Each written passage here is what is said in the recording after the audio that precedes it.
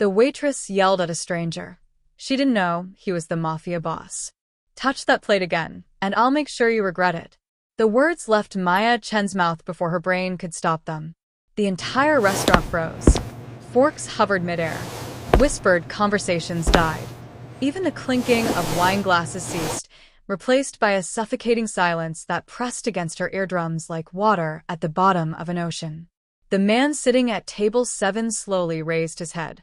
His eyes, dark, impossibly calm, and terrifyingly patient, locked onto hers with the precision of a predator identifying prey.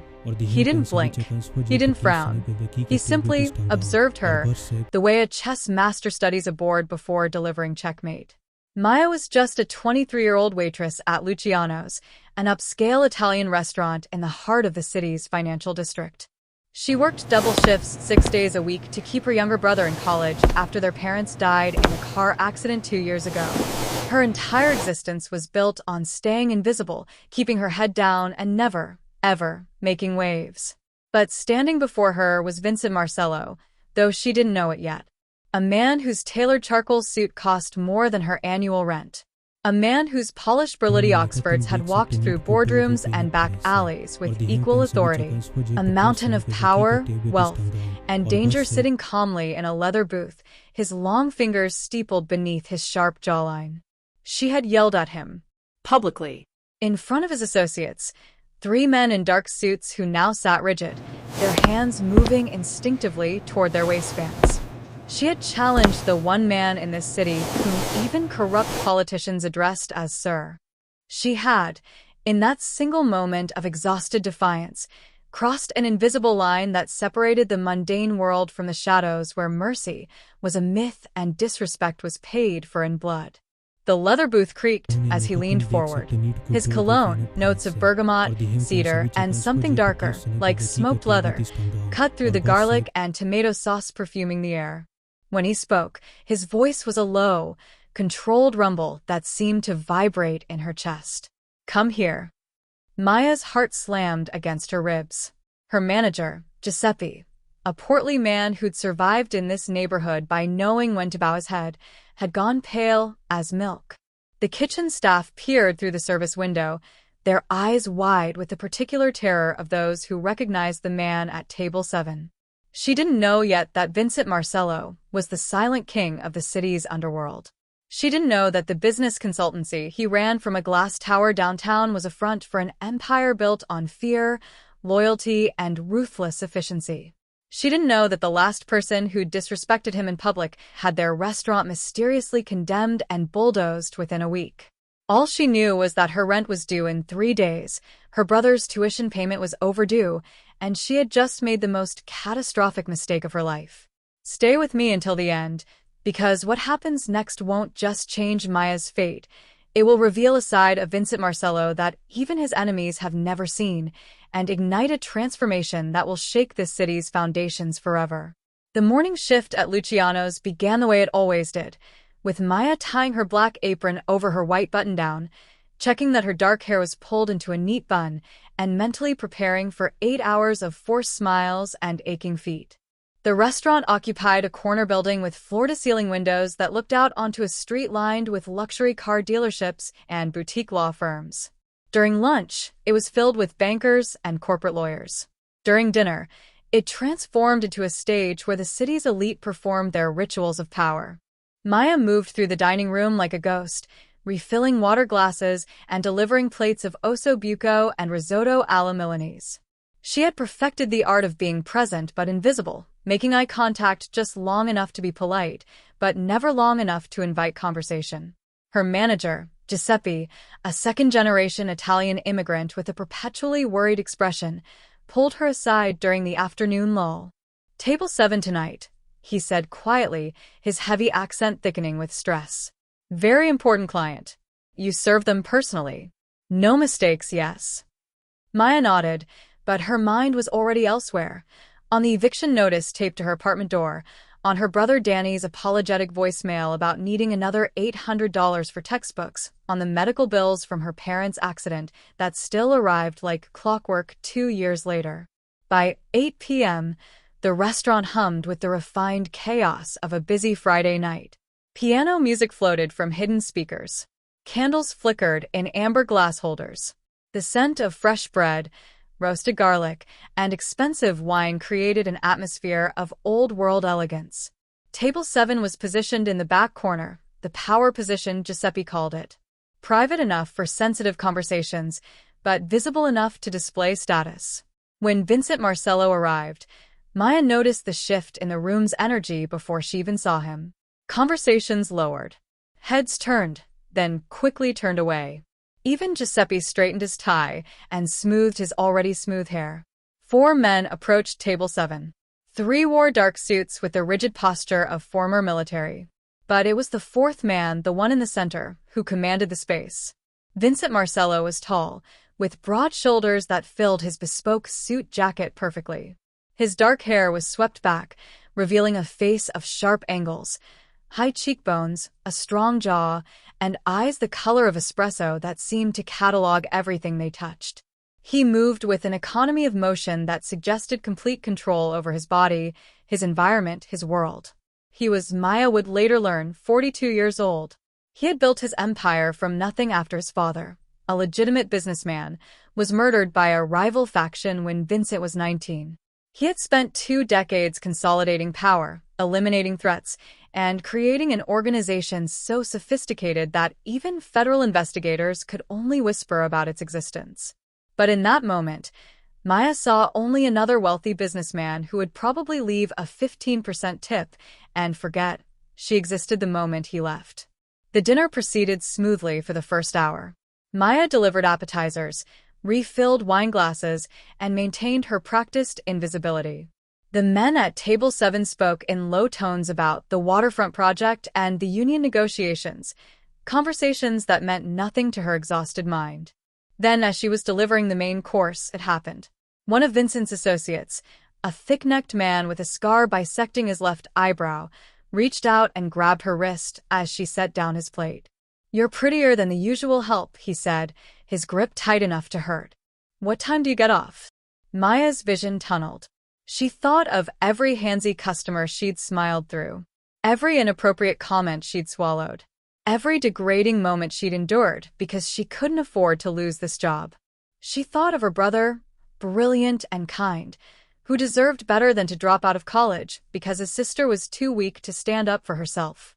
She thought of her parents, who'd taught her that dignity wasn't negotiable. And she snapped. She yanked her wrist free with a force that sent the man's wine glass tipping. Red liquid spread across the white tablecloth like blood. She turned her attention to Vincent, who had been silent throughout the exchange, his expression unreadable. "Your associate just put his hands on me," she said, her voice shaking but clear. "If he touches me again, or if any of you think you can treat me like I'm part of the furniture, I will make sure everyone in this restaurant knows exactly what kind of men you are."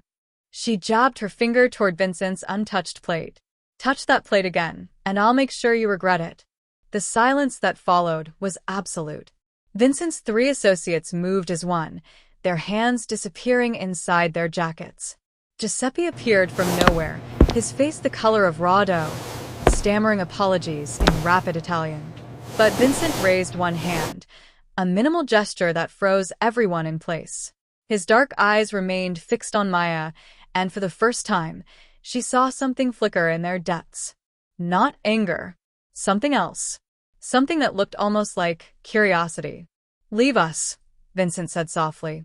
His 3 associates hesitated, then stood and moved to the bar, their posture radiating barely controlled aggression. Giuseppe wrung his hands. "Mr. Marcello, I am so—" "You too, Giuseppe." The manager fled. Now it was just Maya and Vincent, separated by 3 feet of charged air and a plate of cooling veal Milanese. "Sit down," Vincent said. It wasn't a request. Maya's legs trembled, but she remained standing. "I'm working." "Not anymore. Giuseppe will cover your tables." "Seat." She sat, her body obeying even as her mind screamed warnings. Up close, she could see details she'd missed, a thin, silvery scar along his jawline, half hidden by perfectly groomed stubble. The way his collar was undone by exactly one button, a calculated informality. The gold signet ring on his right hand, engraved with an ornate M. "Do you know who I am?" he asked. "A customer." His lips curved, not quite a smile, but something adjacent to it. "Your manager is having a panic attack in his office right now. My associate, the one who touched you, is wondering if he should disappear for a few months. The entire staff is terrified. And you're still angry. Your associate assaulted me. I have every right to be angry." "You do," Vincent agreed. He leaned back, studying her with an intensity that made her skin prickle. "What's your name?" "Maya." "Maya." He tested the syllables. "I'm Vincent Marcello." "And Maya, you've just done something no one in this city has done in a very long time. You've surprised me." Vincent signaled to a server, not Giuseppe, who was apparently still recovering, and ordered an espresso. He didn't offer Maya anything, which somehow felt more respectful than false hospitality. "I'm going to make you an offer," he said once the espresso arrived. "And I want you to think very carefully before you respond." Maya's hands were clasped in her lap, fingers twisted together to stop them from shaking. Every instinct screamed at her to run, but something kept her rooted to the chair. Maybe it was pride. Maybe it was exhaustion. Maybe it was the way Vincent looked at her. Not through her, like most wealthy men did to service workers, but at her, as if she were a person worth observing. "My organization requires someone with very specific qualities," Vincent continued. "Intelligence, discretion, the ability to move through spaces without drawing attention, and, most importantly, the courage to speak truth to power, even when it's dangerous."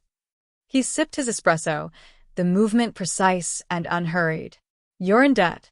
Your brother is at State University, political science major, 3.7 GPA, works part-time at the campus library. Your apartment is in a building scheduled for demolition to make room for luxury condos. You have $247 in your checking account. Am I wrong about any of this?" Maya's blood turned to ice water. "How do you?" "I make it my business to know things." He set down the espresso cup with a soft clink. "I'm offering you a position. Personal assistant. Your job would be to attend social functions, take notes at business meetings, and occasionally act as my eyes and ears in places where I can't go myself. The salary is $120,000 per year, plus benefits and a housing stipend." Maya's mind reeled. That was more than she'd made in the past 4 years combined. "What's the catch?" she asked. "The catch," Vincent said, "is that you would be working for me, Vincent Marcello. And if you accept, you need to understand what that means." He leaned forward, his forearms resting on the table. "I am not a good man, Maya. I don't run a charity or a nonprofit. The people I do business with are dangerous. The decisions I make affect lives, sometimes they destroy them. If you work for me, you will see things that can't be unseen. You will become complicit in a world that operates outside the law." His dark eyes held hers. "But I will also protect you. You and your brother. No one will ever touch you without permission again. Your debts will disappear. Your brother will graduate without ever worrying about tuition. You will have safety, security, and power, real power, not the illusion of it." "Why me?" Maya whispered. "Because you reminded me of something I thought I'd lost," Vincent said quietly.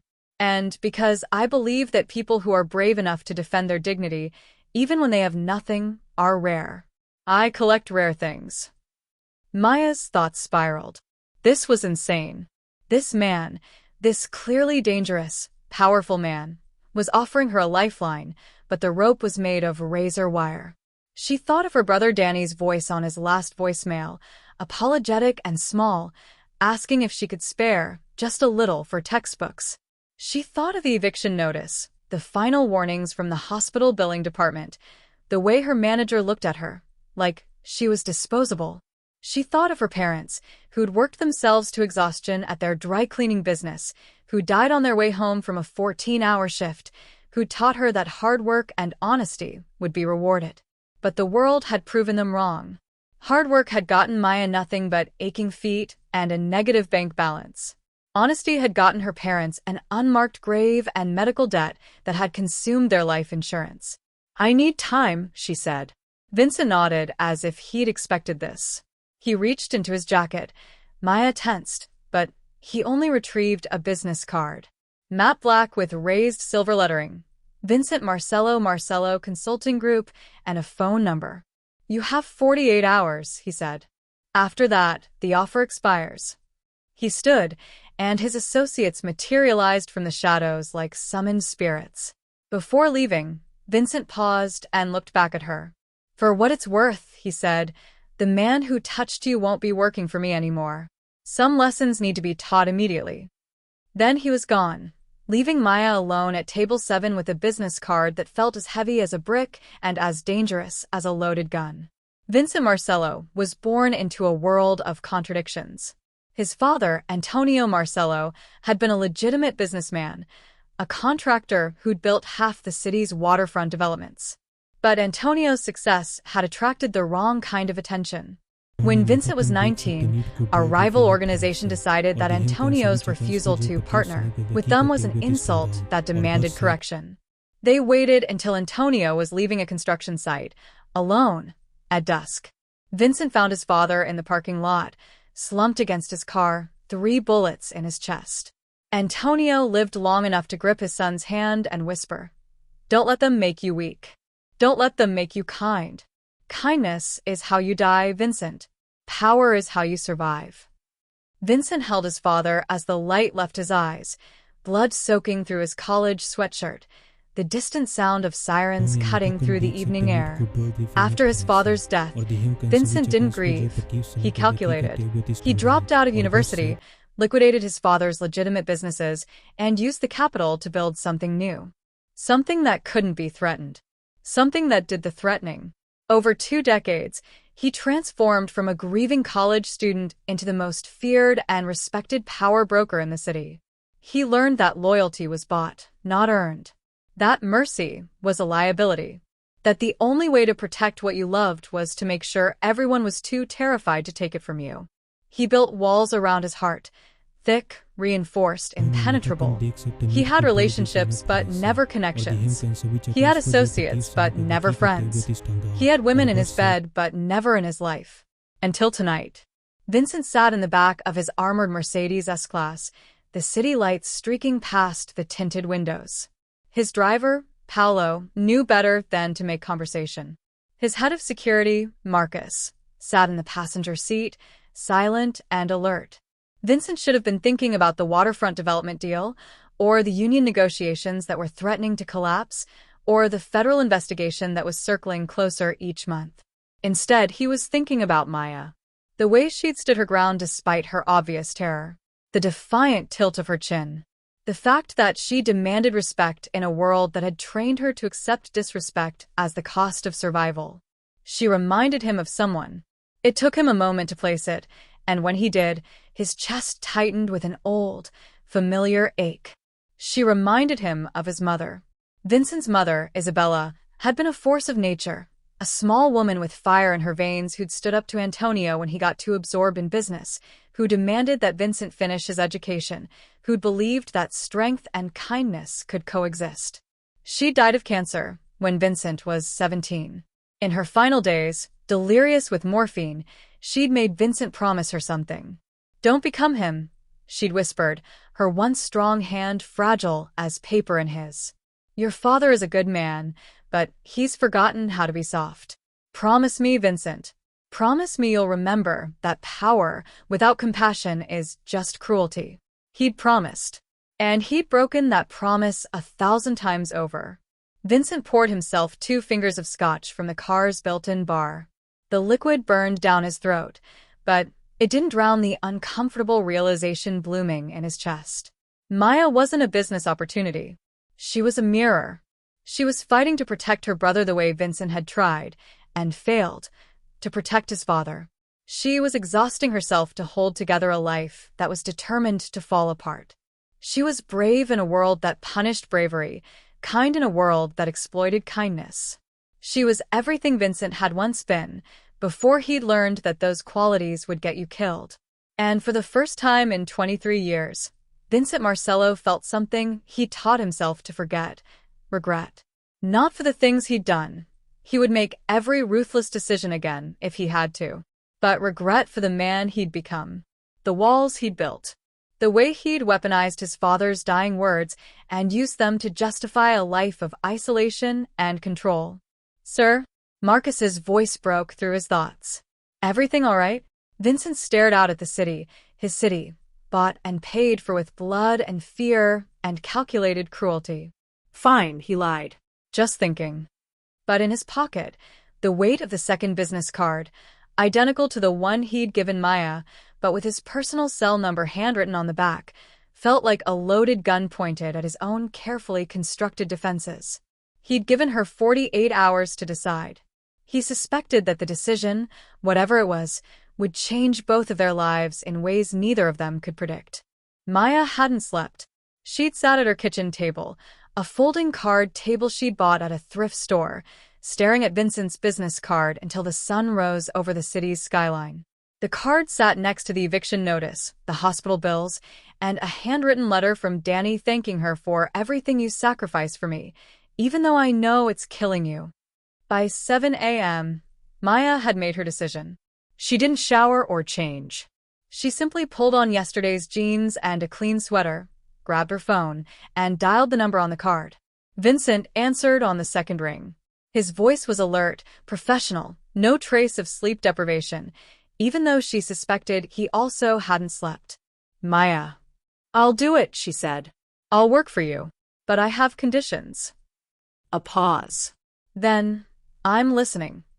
My brother never knows the details of what you really do. Ever.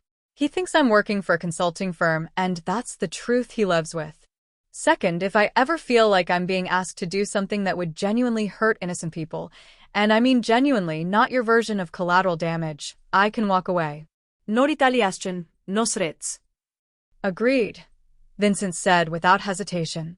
Anything else? Yes. You never lie to me. I don't care how ugly the truth is. If I'm going to be complicit in your world, I deserve to know what I'm complicit in. Another pause. Longer this time. That's a dangerous condition, Vincent said quietly. Some truths can't be unlearned. I'm aware. All right. You have my word. I won't lie to you. Then I accept. What followed was a 48-hour immersion into Vincent Marcello's world that felt like drinking from a fire hose. Maya was picked up by Marcus, Vincent's head of security, a man built like a concrete wall with the quiet competence of a former Special Forces operator. He drove her to a luxury high-rise in the financial district and escorted her to the penthouse. The space was stunning and sterile, floor-to-ceiling windows offering panoramic city views, furniture in shades of black, white, and steel, abstract art that probably cost more than Maya's childhood home. Vincent was waiting in his home office, a room dominated by a massive desk and multiple computer monitors displaying what looked like financial data, security camera feeds, and encrypted messaging platforms. He was dressed casually, dark jeans, a crisp white shirt with rolled sleeves, no tie. It should have made him seem more approachable. Instead, it somehow made him more intimidating, like seeing a tiger without the bars of a cage. Welcome to your new life, Vincent said. Seat. We have a lot to cover. For the next 2 days, Maya received an education that no university could provide. Vincent explained the structure of his organization with the clarity of a CEO presenting to a board of directors. He showed her the legitimate businesses that served as fronts: commercial real estate developments, a chain of high-end restaurants, an international import-export company. He explained how money was moved, cleaned, and invested. Then he showed her the machinery beneath the surface. I don't deal in drugs, Vincent said, pointing to a diagram on one of his monitors. That's a rule I don't break. Too messy, too many innocent casualties. What I do control is construction, labor unions, waste management, and certain protection services. I also broker information.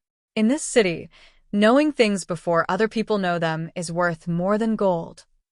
Maya's stomach churned, but she forced herself to listen. The mayor owes his election to campaign contributions that can't be traced to me, Vincent continued. 3 city council members have been convinced that cooperation is more profitable than opposition. I have contacts in the DA's office who keep me informed of investigations before they go public. He turned to face her, his expression serious. I'm not telling you this to impress you or frighten you. I'm telling you because you asked for honesty. This is what I am. This is the world you've entered. Why are you really doing this? Maya asked. There are 1,000 people with my skills. Why specifically me? Vincent was silent for a long moment. Because you're not corrupted yet. Everyone in my world is already broken or bought. You're neither. And I. He stopped, seeming to struggle with something. I need someone around me who still remembers what principles look like. On the third day, Vincent gave Maya her first real task. There's a charity gala tomorrow night, he said. Cancer research fundraiser at the Fairmont Grand. I'll be attending with you as my companion. Your job is simple. Observe and report. He handed her a folder containing photos and brief dossiers. These 5 people will all be there. I need to know who they speak to, how long they speak, and if you can manage it without being obvious, what the tone of those conversations is. Maya flipped through the photos. She recognized 2 faces immediately, the police commissioner and a state senator. The other 3 were labeled simply as business associates. What's this about? She asked. There's a leak somewhere in my organization, Vincent said. Someone is feeding information to the feds. I've narrowed it down to these 5. Tomorrow night will help me narrow it further. And when you find the leak? Vincent's expression didn't change. Then I plug it. Maya understood what he wasn't saying. She closed the folder. What should I wear? The dress arrived at Maya's new apartment. Vincent had moved her into a secure building in a better neighborhood within 24 hours, in the early afternoon. It was a floor-length gown in deep emerald silk, elegant but not flashy, with a neckline that was sophisticated rather than revealing. It fit perfectly, which shouldn't have surprised her. Vincent was a man who paid attention to details. When Marcus picked her up at 7 p.m., Maya barely recognized herself in the mirror. The dress, combined with subtle makeup and her hair styled in soft waves, had transformed her from exhausted waitress to someone who belonged in Vincent Marcello's world. The Fairmont Grand's ballroom was a cathedral of wealth and power. Crystal chandeliers cast warm light over women in designer gowns and men in tuxedos. A string quartet played Vivaldi. Servers circulated with champagne and hors d'oeuvres that probably cost more per bite than Maya's hourly wage at Luciano's. Vincent met her at the entrance. He wore a midnight blue tuxedo that had clearly been tailored to his exact measurements. His dark hair was perfectly styled, his jaw freshly shaved. He looked like he'd stepped out of a magazine, powerful, elegant, untouchable. But when his eyes met hers, something shifted. You look beautiful, he said quietly. It wasn't a line. It was an observation, delivered with the same straightforward honesty he'd promised her. Thank you, Maya replied. You look terrifying. His lips curved into that almost smile. Good. That's the point. He offered his arm, and they entered the ballroom together. What followed was a masterclass in social manipulation. Vincent moved through the crowd like a shark through water, smooth, inevitable, commanding attention without demanding it. People gravitated toward him. Wealthy donors seeking his favor, politicians paying subtle homage, businessmen angling for opportunities. Maya stayed at his side, playing her role perfectly. She smiled at appropriate moments, made small talk about nothing, and, most importantly, observed. She watched the police commissioner spend 15 minutes in intense conversation with one of Vincent's business associates, their body language suggesting disagreement. She noted the state senator's nervous energy as he approached Vincent, his hand trembling slightly as they shook hands. She catalogued the whispered exchanges, the careful distances, the subtle power dynamics playing out beneath the veneer of civilized charity. Around 10 p.m., Vincent leaned down and murmured, "Dance with me." They moved to the dance floor. Vincent's hand settled on her waist, his other hand clasping hers with surprising gentleness. He led her through a waltz with the same confident precision he applied to everything else. "You're doing well," he said quietly, his breath warm against her ear.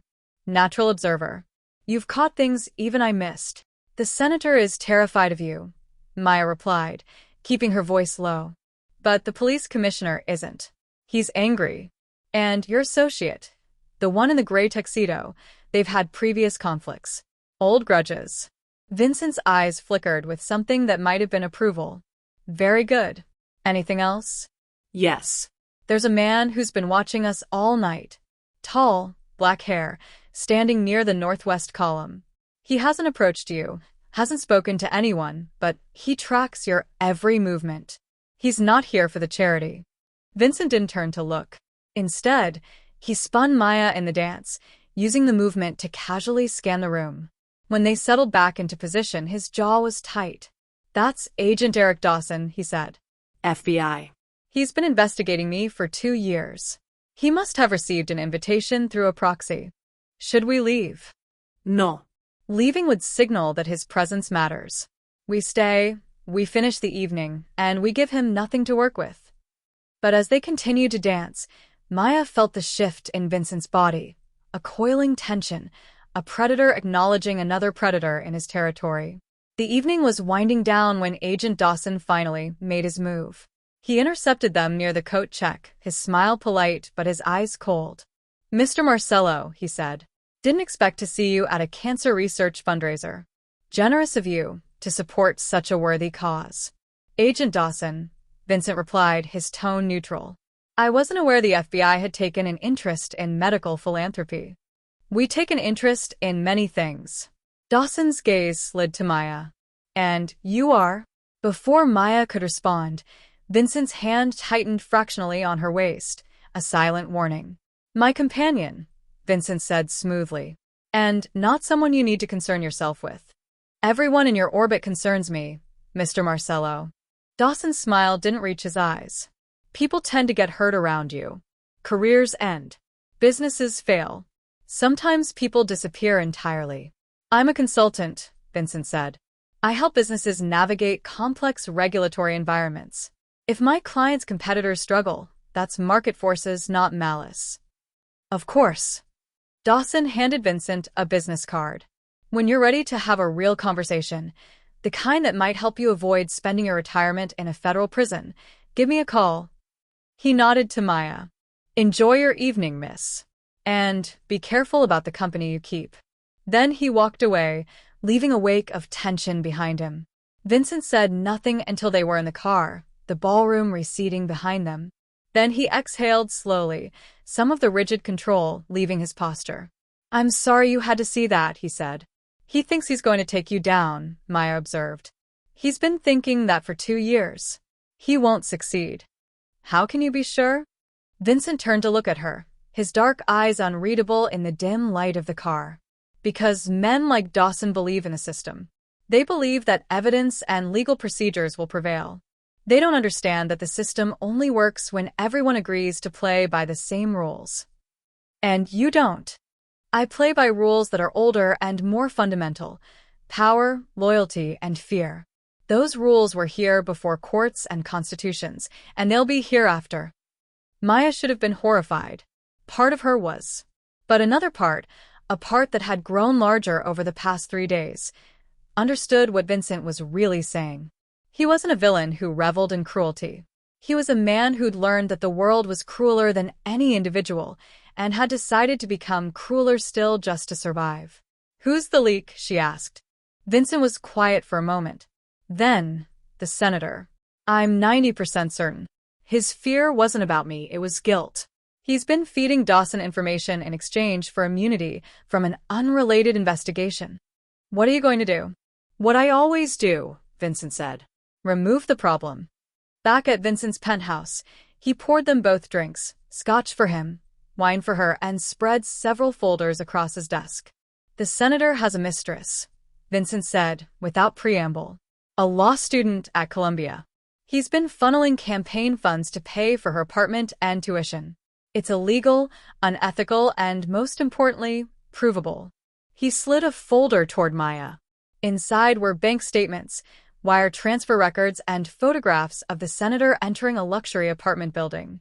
Tomorrow, this information will be anonymously delivered to 3 places: the State Ethics Board, the Campaign Finance Oversight Committee, and, most damagingly, his wife's divorce attorney.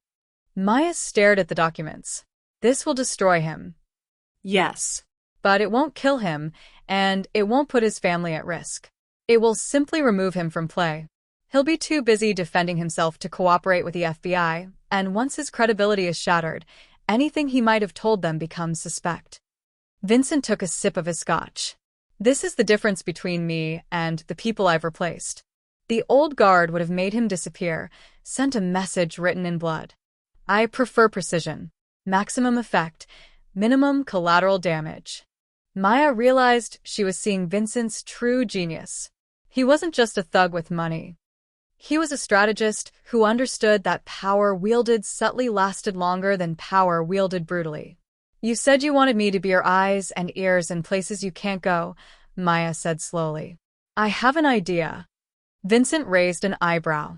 I'm listening. Over the next 2 hours, Maya outlined a plan that made Vincent's almost smile appear several times. The weakness in Vincent's organization, she explained, was that everyone knew who he was. His presence announced itself. People changed their behavior, watched their words, performed for the camera they knew was always recording. But Maya? Maya was invisible. Or she had been, before entering Vincent's world. I can move through spaces you can't, she said. Charity events, fundraisers, gallery openings, all the places where your targets feel safe because they're surrounded by civilians. They won't see a waitress as a threat. They'll talk freely around me, especially the men who are used to service workers being decorative and deaf. Vincent leaned back in his chair, studying her with that intense focus that made her feel like he was reading a book written on her bones. You're proposing to become an intelligence asset, he said. I'm proposing to do the job you hired me for, but better than you initially imagined. It's dangerous. If anyone connects you to me, really connects you, you become a target. I'm already a target, Maya countered. The moment I accepted your offer, I painted a bullseye on my back.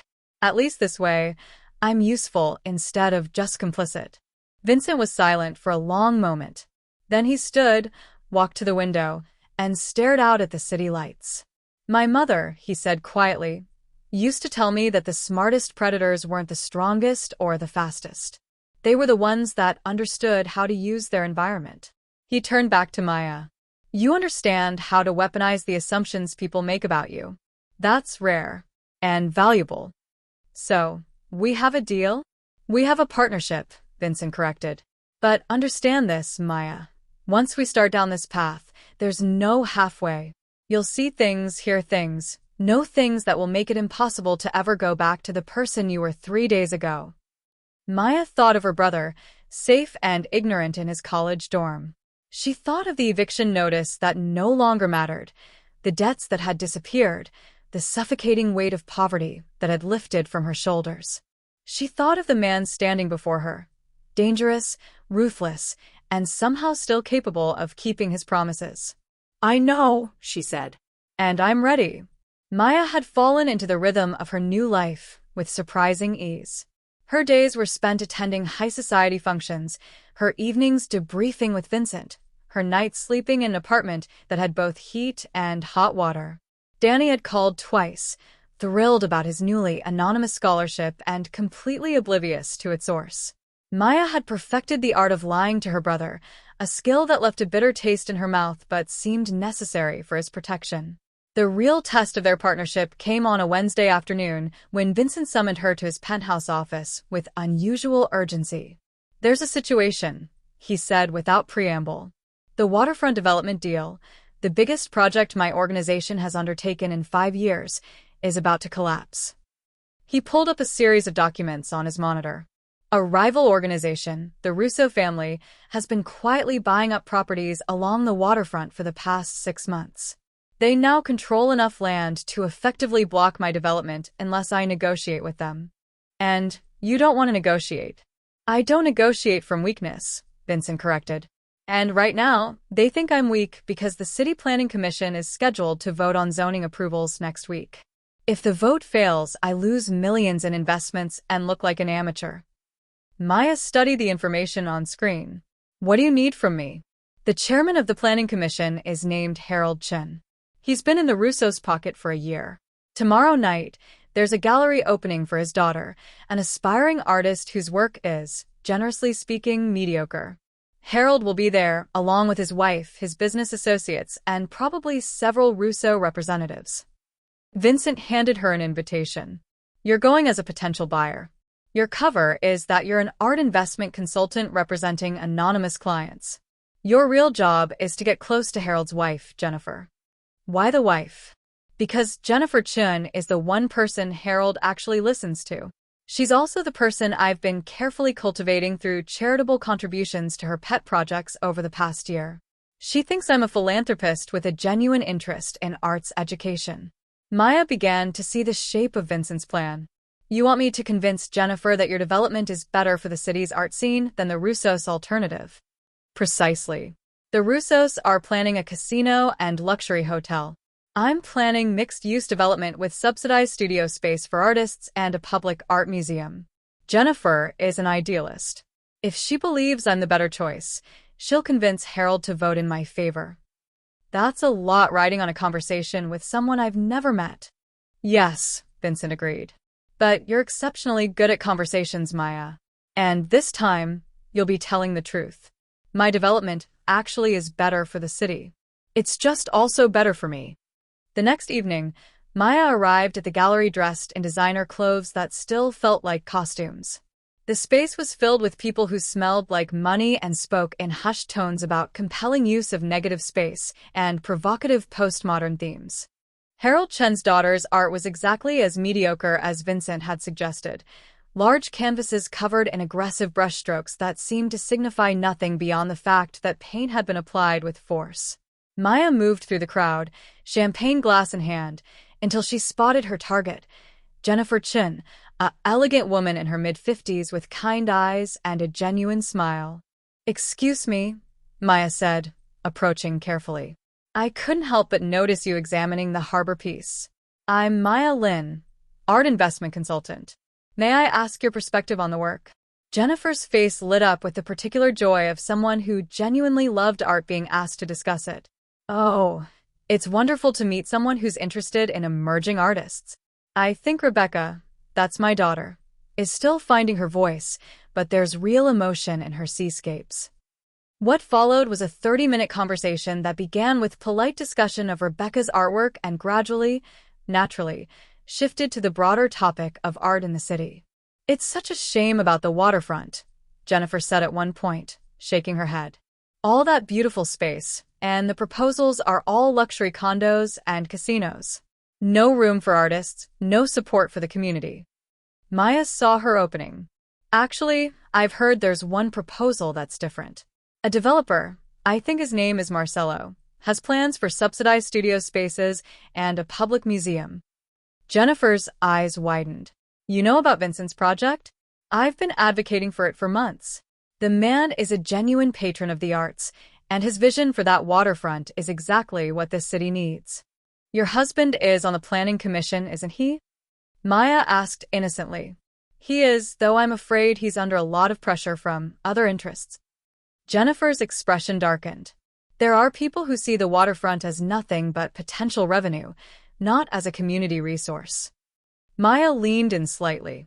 "Between you and me, Mrs. Chen, I represent clients who are very interested in supporting genuine arts infrastructure. If Mr. Marcello's project moves forward, my clients would be willing to contribute significantly to the museum's endowment. But obviously, that's contingent on the project being approved." It wasn't exactly a lie. Vincent had authorized Maya to make that promise, and he would follow through. The fact that it also served his interests was simply good strategy. Jennifer clasped Maya's hand. "I need to speak with Harold. This changes everything." Maya reported back to Vincent that night. He listened to her account with his characteristic intense focus, then smiled, a real smile, not the almost smile. "Excellent work," he said. "The vote is in 4 days. I suspect Harold Chen will be voting in our favor. And if he doesn't?" Vincent's smile faded. "Then I'll use less elegant methods. But I prefer your way. Cleaner. More sustainable." He poured them both drinks. "You're becoming indispensable, Maya. I hope you realize that." "Is that good or bad?"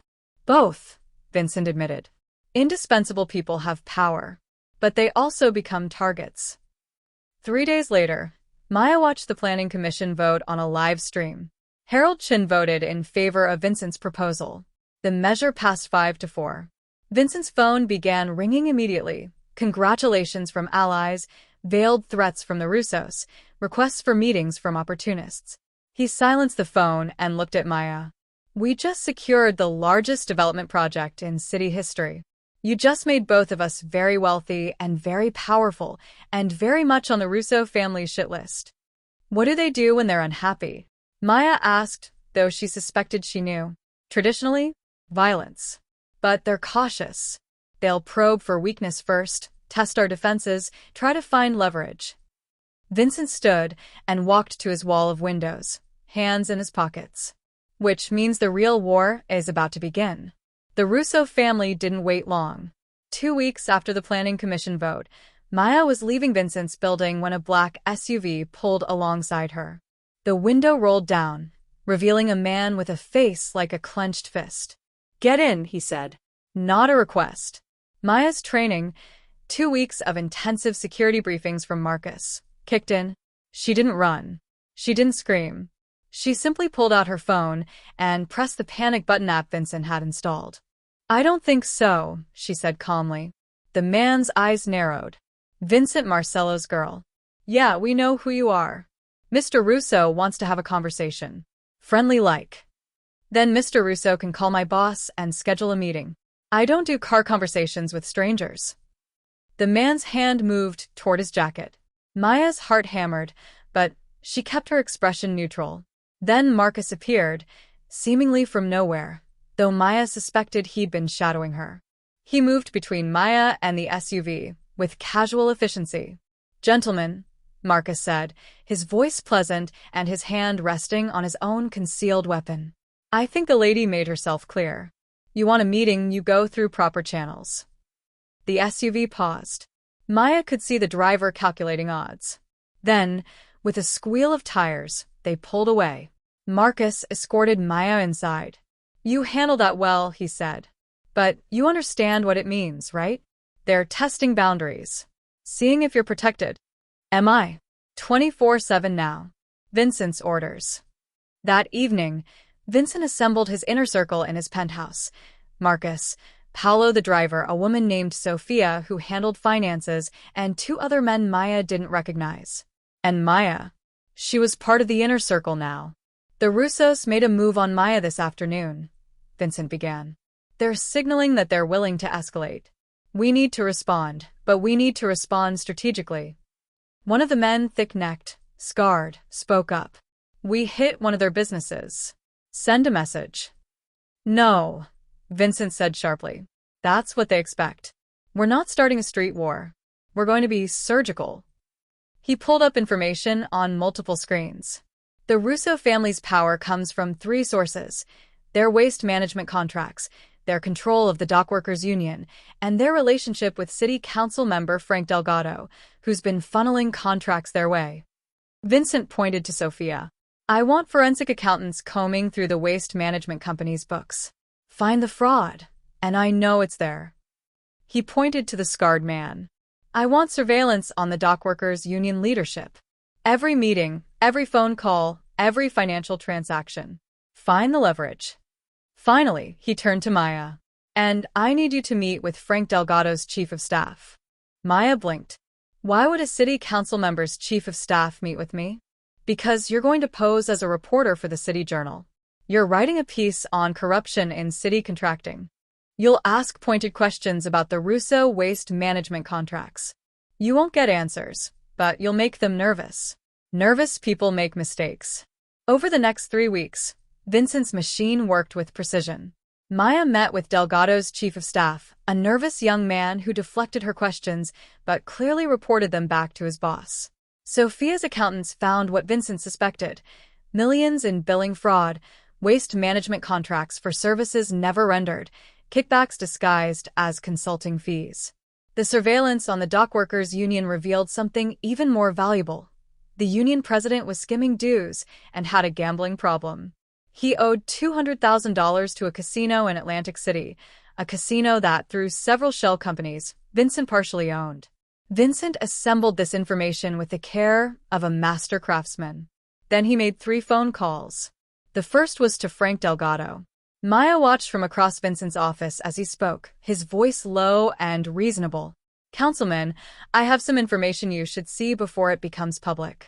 It concerns your relationship with the Russo Waste Management Company. I think we should meet. Tomorrow, 2 p.m., my office. Come alone."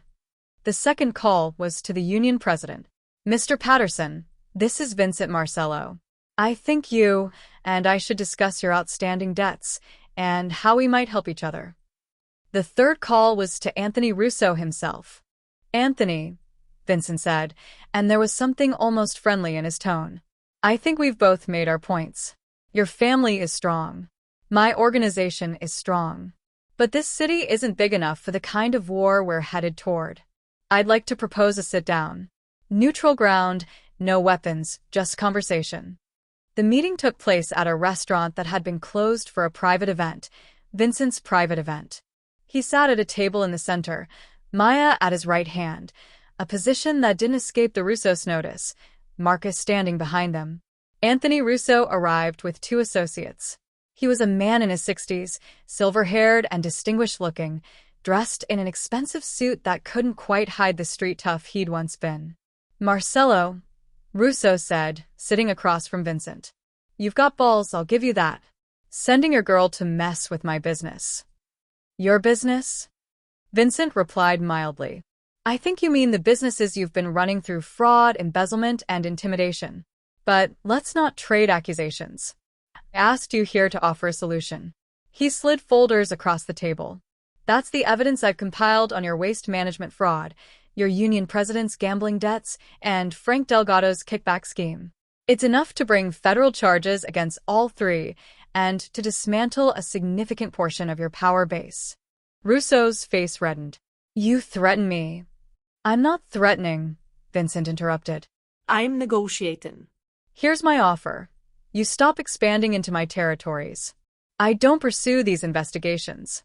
The waterfront project moves forward as planned, and your family maintains everything you currently control. We draw clear boundaries, and we both prosper." "And if I refuse?" Vincent's expression didn't change. "Then tomorrow morning, copies of everything in those folders go to the FBI, the IRS, the State Attorney General, and the City Journal, the real City Journal, not Maya's cover story. Your waste management company gets raided, your union president flips to save himself from gambling debt prosecution, and Councilman Delgado resigns in disgrace, taking your city hall connections with him." He leaned forward slightly. "I don't want a war, Anthony. Wars are expensive and messy. But if you insist on one, I will dismantle your organization piece by piece, legally and publicly, until there's nothing left but your family name and the memory of power." The room was silent. Russo stared at the folders, then at Vincent, then at Maya, who met his gaze without flinching. Finally, Russo laughed. It was a bitter sound, but genuine. "You're a ruthless son of a bitch, Marcello.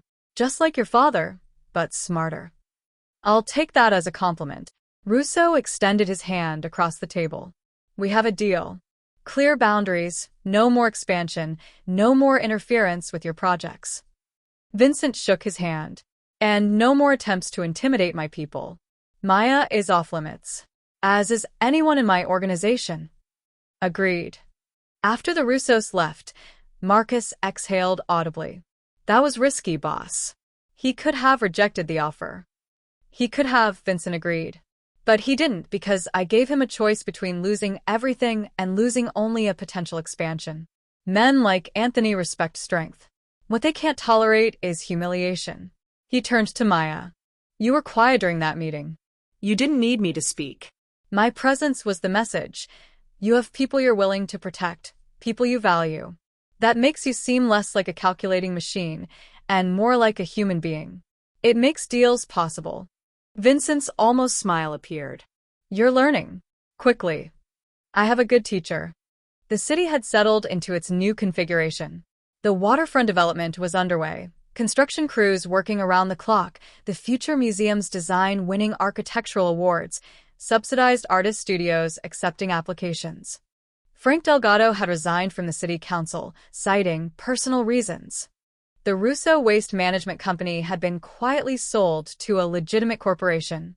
The dockworkers' union had new leadership, and Chen had transformed entirely.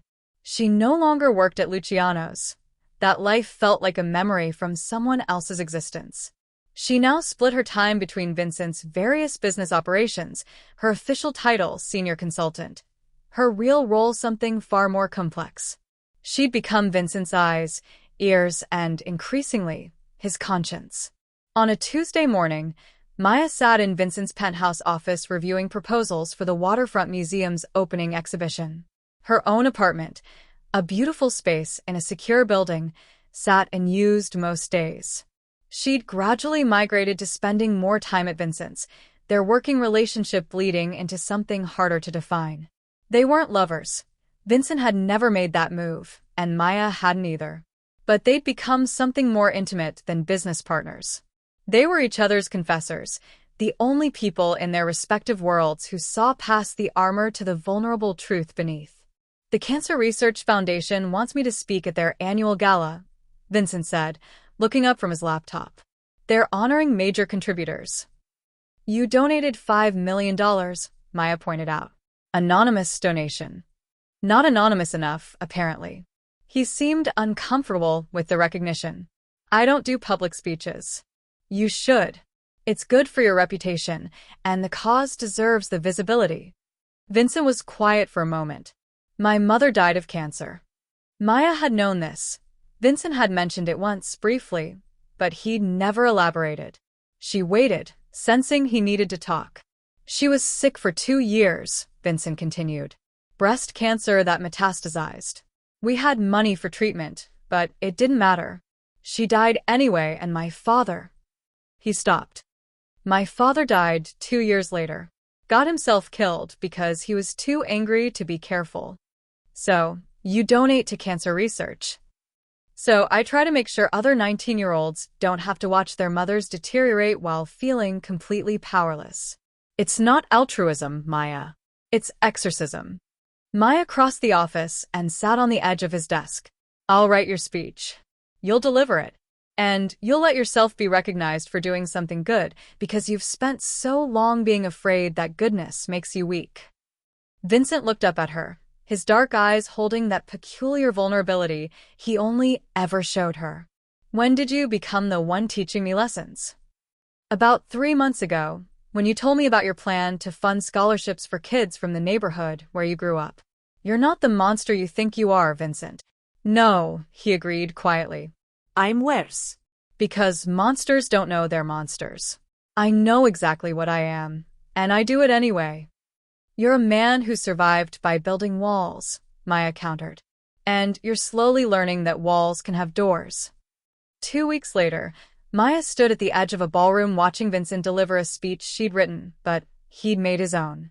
"My mother, Isabella Marcello, believed that power came with responsibility," Vincent said to an audience of wealthy donors and medical professionals. "She believed that those of us who have resources have an obligation to those who don't. I haven't always honored that belief. I've spent most of my adult life focused on acquiring power rather than using it well." He paused, his gaze sweeping the room. "But recently, someone reminded me that it's never too late to try to be the person your mother believed you could be. This donation isn't charity. It's a promise, to my mother and to every family fighting this disease, that I will use what I have to make a difference." The applause was thunderous.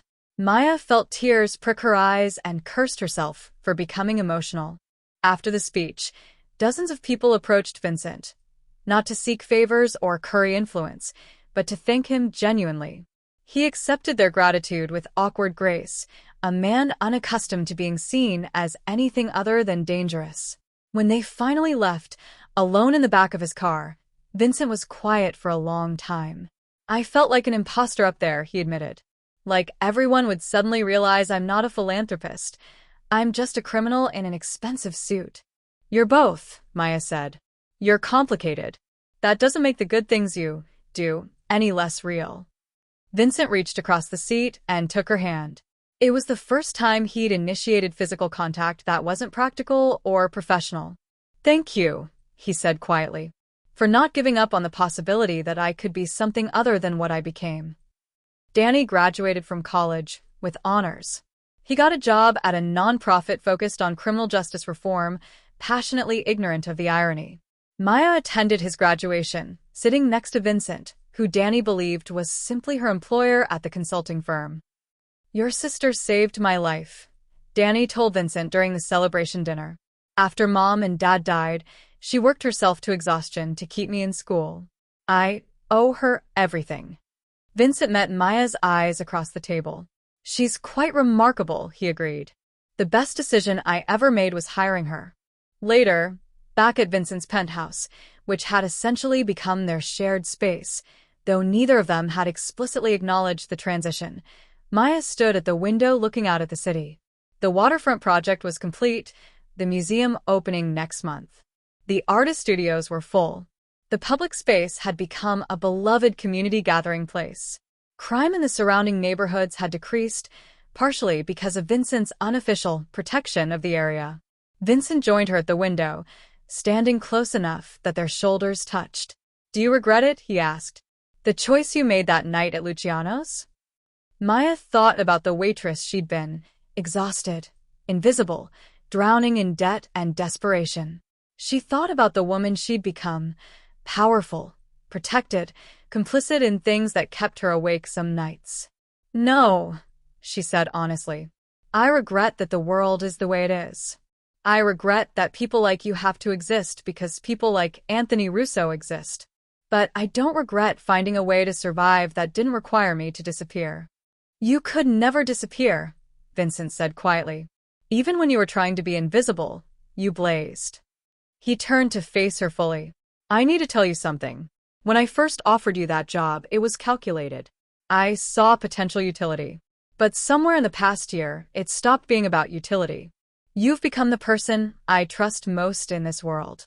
The person I—" He hesitated, uncharacteristic vulnerability crossing his features. "The person I care about more than I thought I was still capable of caring about anyone." Maya's heart hammered. "Vincent, I'm not asking for anything," he interrupted. "I know what I am. I know what being with me would mean.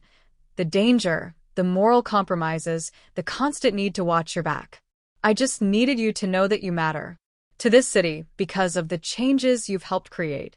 And to me, because you reminded me that I'm still human." Maya reached up and touched his face, the sharp jawline, the faint scar, the features she'd memorized over countless late-night planning sessions.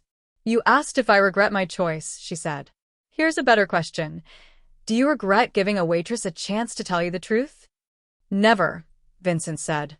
"It was the best mistake I ever made." "Then stop calling it a mistake," Maya replied. "And kiss me." He did. Outside the window, the city glittered, full of corruption and kindness, violence and beauty, monsters and angels, and the complicated humans who were somehow both. And in that penthouse above it all, a waitress who'd found her voice and a mafia boss who'd found his conscience wrote a new chapter in the city's endless, complicated story. Sometimes the most dangerous choice is also the one that saves you. Maya yelled at a stranger and changed both their lives forever. If you believe in the power of speaking truth, even when it's terrifying, hit that like button. Subscribe for more stories about unlikely heroes and complicated villains. And tell me in the comments, would you have taken Vincent's offer? Thanks for watching.